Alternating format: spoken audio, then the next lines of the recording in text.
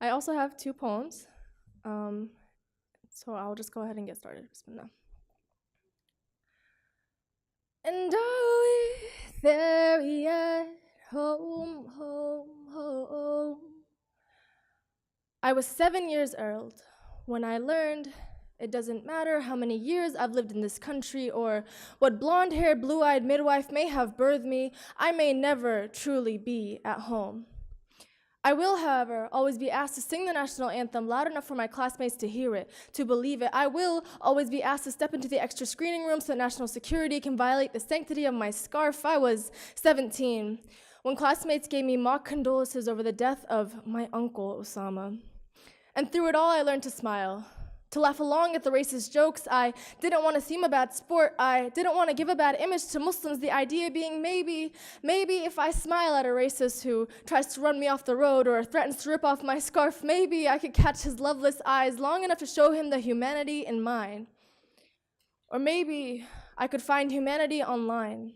And so I've been spending my days on Twitter, watching videos of our 3 winners and their 3 smiles, finding comfort in the warmth of their eyes and in how they lived their lives, 3 that God blessed us with and wanted back at his side, and it just destroys me to know that they couldn't find safety in their own home. And I wonder if this dunya could ever feel like home. That was over a year ago, and today I mourn a loss made deeper every day by the silence. See, at 22, I long knew our nation's silence at the loss of Black or Muslim lives, but I had yet to feel the silence my Muslim community would provide at the loss of Black and Muslim lives. I feel the color of Muslim mourning.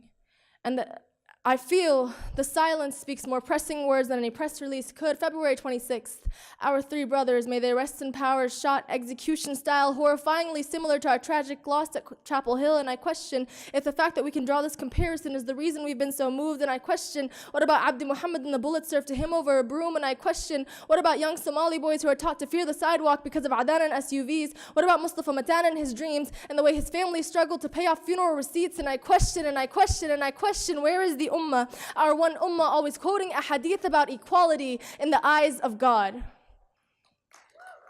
I can say I've never really felt at home, because home is not the country or the body I've been born into. Home is where the windows to the soul aren't covered with privilege. Home is where the prayer halls are big enough to remember everyone, and I pray we make it home soon.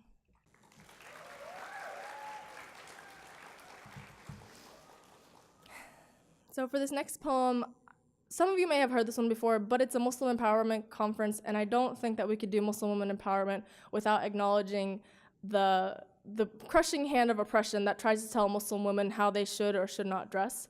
So this poem talks about that, and it's called Barcodes.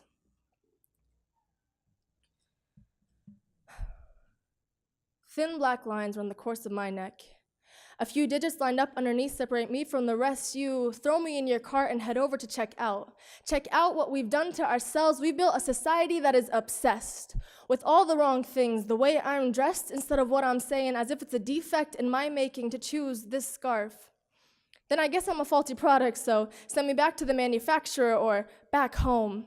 'Cause this is America, baby, land of the free. You have the freedom of choice as long as you choose to be eye candy. We're so sorry you're oppressed. Is this how your dad makes you dress? We're here to liberate you, honey. 2 words. Be yourself. But wait, don't be fat. Oh, and don't be too skinny. No one likes that. Listen, the skin you were born in is fantastic, but tan a little and fix that acne. Now grow your hair out. No, wait, cut it shorter. Lift your head up. Don't slump your shoulders. And remember, your lips are only important if they're colored and glossy. Don't kid yourself thinking that the words that come out of them matter. You don't want people to think that you're bossy. But how are you feeling, honey? Liberated yet? People in their governments have told me to not be ashamed of my body. The femins marched up to the mosque and let their naked bodies do the talking, like, liberate these women from their clothes. No one should have to cover, even if that's what they chose. End quote and Western feminist pose. For the picture, tomorrow's headline, feminist movement leaves Muslim women bitter. I'm not bitter.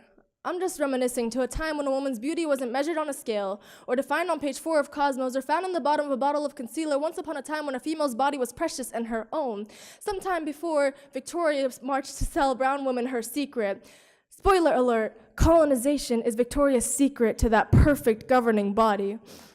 Let it be known that this queen is free in this comfortable way of dress, opposite of oppressed, wrapped in self-respect, making a statement with my words instead of by bearing my chest. So grab me by my tags and throw me on the belt. Try to label me, or even worse, try to make me fit in with the rest. But if you want to check me out, don't be surprised. Scanning these barcodes, you won't find a price, because dignity is invaluable and I was not manufactured for your eyes.